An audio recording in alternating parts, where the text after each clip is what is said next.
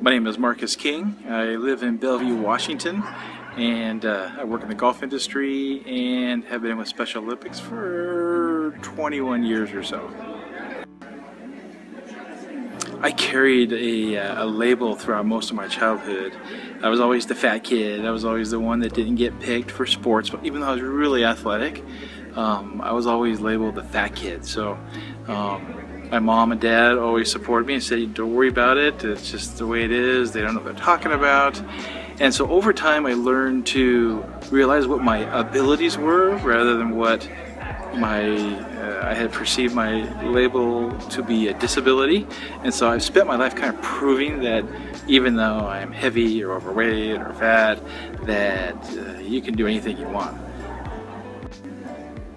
When I was a kid, like I said, overcoming being the fat kid meant just having to prove myself more, and I lived with that through most of my young adult life, and it really struck home once after I turned pro in golf. I've been very successful, and I was in San Francisco and eating dinner with a golf pro, and this golf pro said, "Marcus, you will never get to the top because you're too fat and nobody hires fat people."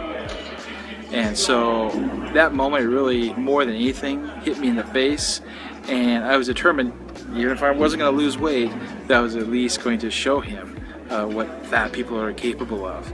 So that has been burned into my memory for the past 30 years, and I've used that as motivation for everything I do.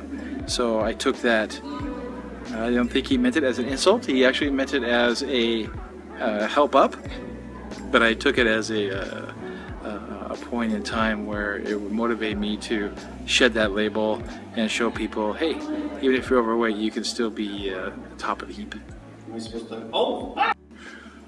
So carrying that fat label around my whole life, I've always sort of stuck in the back of my head, realizing that people that say those things really don't know what they're talking about. That's probably more about them than it is about me.